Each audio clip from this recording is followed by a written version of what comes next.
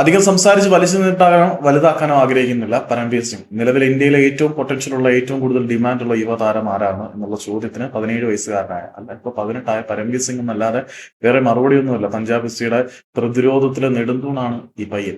ഇന്ത്യക്ക് വേണ്ടിയിട്ട് വിവിധ ഏജ് കാറ്റഗറികളിൽ അണ്ടർ 12 മുതൽ മേളിലോട്ട് വളരെ മികച്ച പ്രകടനം തന്നെയാണ് പരംവീർ കാഴ്ചവെച്ചുകൊണ്ടിരിക്കുന്നത്. ഏറ്റവും ഒടുവിൽ അർഹതയ്ക്കുള്ള അംഗീകാരം പോലെ തന്നെ സീനിയർ ടീമിലേക്കുള്ള വിളിയും പരംവീറിനെ തേടിയെത്തി.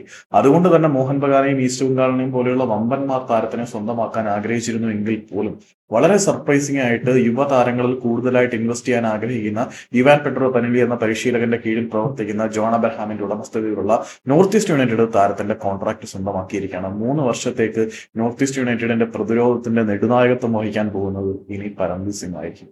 ഏതായാലും മോഹൻ ബഗാനെ പോലെയുള്ള വമ്പന്മാരുടെ റഡാറിൽ നിന്നും പുള്ളിയെ ചാടിച്ചു കൊണ്ടുപോകാൻ യുവാൻ പെഡ്രോ പനലിക്ക് കഴിഞ്ഞിട്ടുണ്ട്. മതിയായ പ്ലേയിങ് ടൈം അതുകൊണ്ട് അവിടെ കിട്ടും എന്നുള്ള കാര്യം ഉറപ്പാണ്. ഇത്രയും പൊട്ടൻഷ്യൽ ഉള്ള ഒരു താരം മോഹൻ ബഗാനിലേക്കൊക്കെ പോയി ബെഞ്ച് വാമർ ആയിരിക്കുന്നത് ഇന്ത്യൻ ഫുട്ബോളിന് തന്നെ വളരെ വലിയ അപമാനമായാണ്. ഏതായാലും പരംവീർ അർഹതയുള്ളിടത്ത് തന്നെയാണ് എത്തിയത്. ഇന്ത്യൻ ഫുട്ബോളിന്റെ പ്രതിരോധം ഇനി ദീർഘകാലം ഭരിക്കാൻ ഇവനെ കൊണ്ട് കഴിയട്ടെ.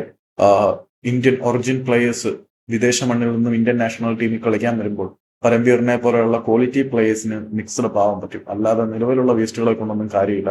പരംവീർ നോർത്ത് ഈസ്റ്റിൽ പോയത് പുള്ളിയുടെ കരിയറിന് കൂടി നല്ലതാണെന്നാണ് ഞാൻ വിശ്വസിക്കുന്നത്. അപ്പൊ നിങ്ങളുടെ അഭിപ്രായം നിങ്ങൾ കമന്റ് ചെയ്യൂ.